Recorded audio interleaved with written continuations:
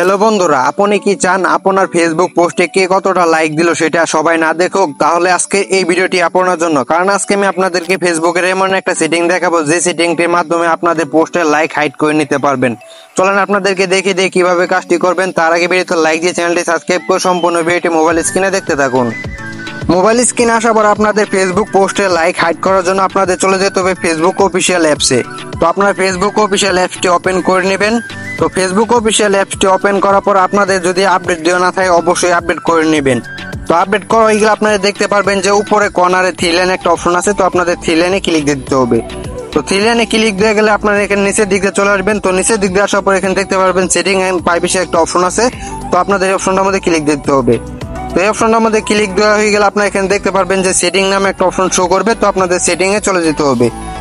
তো আপনার সেটিং অপশনে ক্লিক করে দিবেন। তো সেটিং অপশনে ক্লিক দিয়ে গেলে আপনারা দেখতে পারবেন অনেকগুলো অপশন শো করবে।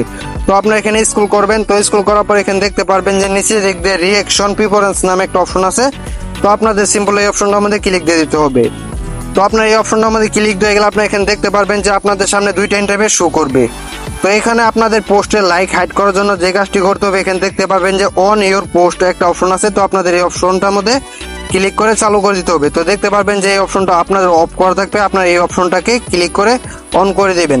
এই অপশনটা যদি আপনারা অন করে দেন তাহলে আপনাদের ফেসবুকের পোস্টের লাইক কেউ দেখতে পারবে না, আপনাদের পোস্টটি অটোমেটিক লাইকটি হাইড করে দিবে।